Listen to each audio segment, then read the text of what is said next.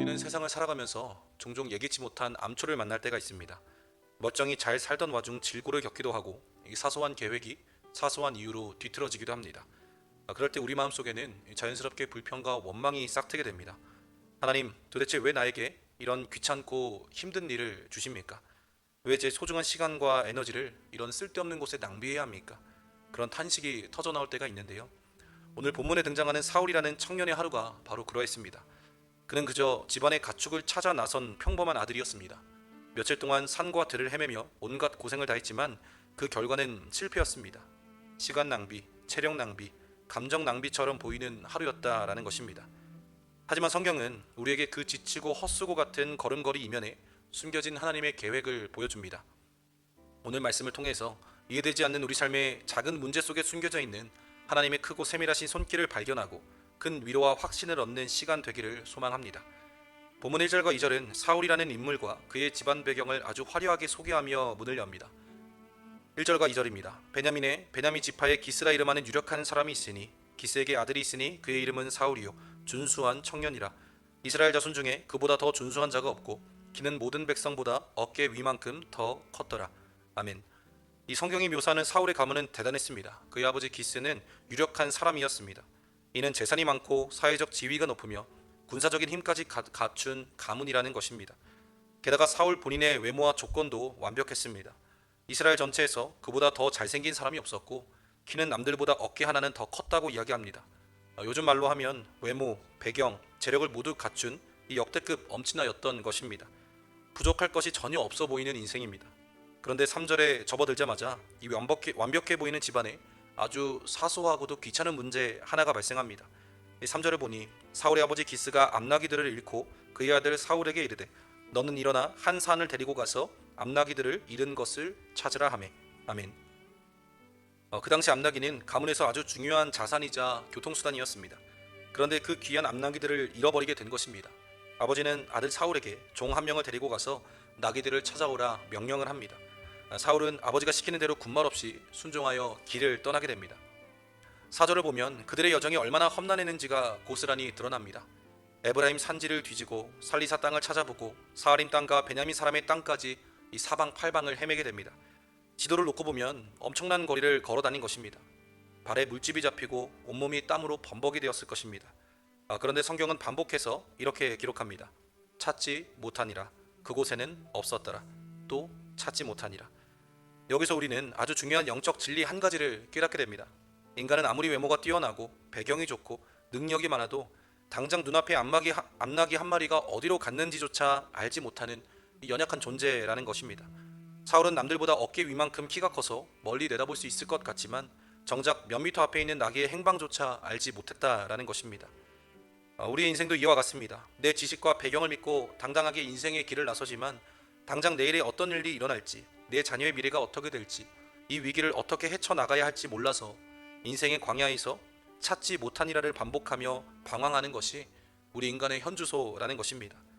이 바라옵기는 믿음의 길을 걸어도 때때로 광야를 만날 수 있음을 인정하고 동시에 하나님을 의지하는 우리가 되기를 소망합니다. 한편 사울과 종은 숲땅에 이르렀을 때 완전히 지쳐버렸습니다. 며칠 동안 허탕을 치다 보니 이제는 한계에 부딪히게 된 것이죠. 이 5절에서 사울은 현실적이고 이성적인 판단을 내립니다. 이제 그만 돌아가자. 암나기보다 아버지가 우리 걱정을 더 하시겠다. 맞는 말입니다. 헛수고는 이쯤에서 접고 포기하는 것이 합리적이죠. 바로 그 포기의 순간, 벼랑 끝에 서 있는 그 순간에 놀라운 반전이 일어나게 됩니다.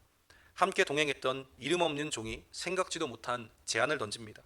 6절입니다. 그가 대답하되 보소서 이 성읍에 하나님의 사람이 있는데 존경을 받는 사람이라.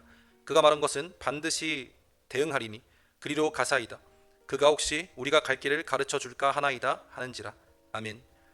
참 아이러니한 상황입니다. 사울은 장차 이스라엘의 왕이 될 대단한 인물이었지만 영적인 세계에는 무지했습니다.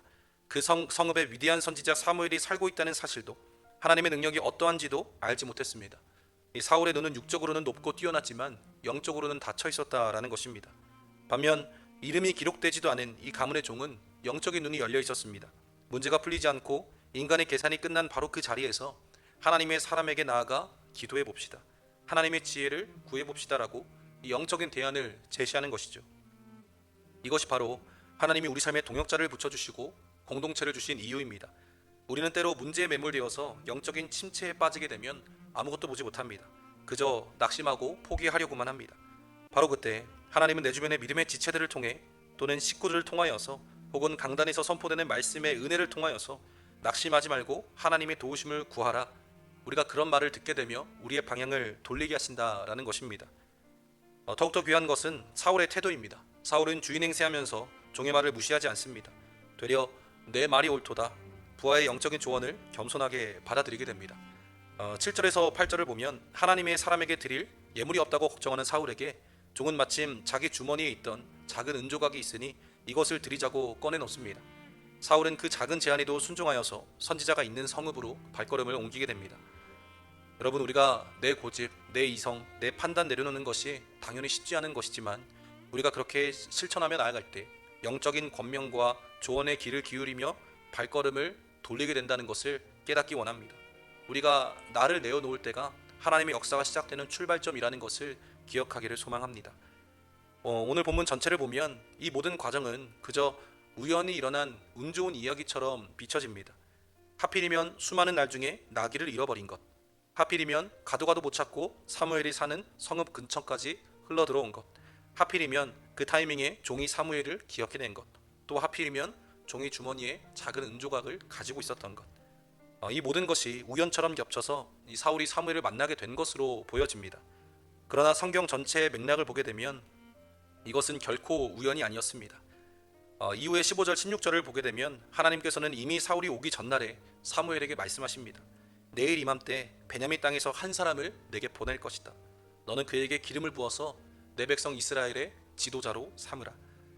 하나님은 사울을 이스라엘의 첫 번째 왕으로 세우시려는 아주 거대하고 완벽한 계획을 이미 세워두고 계셨습니다. 그리고 그 계획을 이루기 위해서 사울의 발걸음을 인도하셔야 했는데 그 인도하시는 도구로 쓰신 사건이 바로 아버지 기스가 암나귀를 잃어버리게 하신 사건이라는 것입니다. 만약 나귀를 잃어버리지 않았다면 사울은 집 밖으로 나오지 않았을 것입니다. 만약 첫 번째 동네에서 쉽게 찾았다면 곧장 집으로 갔을 것입니다. 지독하게도 나귀가 찾아지지 않고 며칠 동안 헛수고를 하며 고생하고 결국 숲 땅이라는 한계의 자리까지 도달했기 때문에 사울은 사무엘의 성읍 안으로 갈 수 있었습니다. 여러분, 우리의 눈에는 지독한 낭비요, 불운이요, 고생길처럼 보였던 그 모든 걸음걸이가 사울은 이스라엘의 왕으로 대관하기 위해서 하나님이 한 걸음 한 걸음 그를 세밀하게 밀고 당기실 이 영적인 섭리였다라는 것입니다. 사랑하는 성도 여러분, 이 사울의 암나귀를 찾는 여정을 묵상하면서 이 말씀을 오늘 우리 삶에도 비춰보기를 소망합니다. 지금 여러분의 삶에서 잃어버린 암나귀가 무엇입니까? 열심히 노력했는데도 풀리지 않는 자녀의 진로 문제입니까?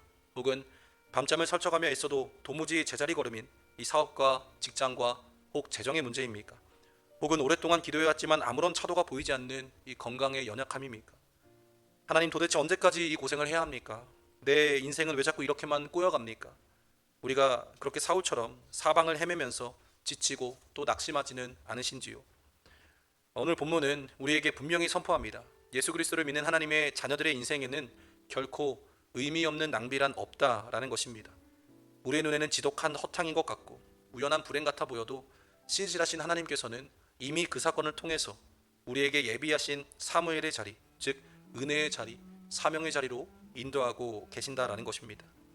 하나님은 때때로 우리 인생의 앞나기를 숨기십니다. 왜 그렇겠습니까? 나기보다 더 귀한 왕의 면류관을 우리에게 씌워주시기 위함입니다. 내 눈앞에 사소한 문제만 매달려 살던 우리를 영적인 눈을 들어서 시대를 바라보게 하시고 하나님의 뜻을 구하는 성숙한 주의 백성으로 삼으시기 위함입니다. 그러므로 사랑하는 성도 여러분, 오늘 하루도 삶의 자리로 나아가실 때 내 뜻대로 되지 않는 상황을 만나더라도 낙심하거나 원망하지 마시기 바랍니다. 오히려 입술을 열어 선포하기를 소망합니다. 하나님, 지금 내 눈에 그 찾아야 하는 앞나기가 보이지 않지만 이 뒤에 숨겨진 하나님의 크고 놀라운 필연적인 은혜가 있음을 신뢰합니다. 하나님의 계획을 신뢰합니다. 나를 가장 선한 길로 인도하실 그것을 내가 믿으며 나아갑니다. 여러분, 사람의 계산이 끝난 그곳에서 하나님의 역사가 시작되는 것입니다. 내 힘과 노력이 바닥난 그 한계의 자리에서 비로소 하나님의 일하심을 보는 저와 여러분 되기를 소망합니다. 오늘 하루 내 모든 걸음을 세밀하게 인도하시는 그 하나님의 손을 붙잡고 불평 대신 기도로, 낙심 대신 신뢰함으로 날마다 승리하는 복되고 거룩한 하루하루 되시기를 주님의 이름으로 간절히 소망합니다.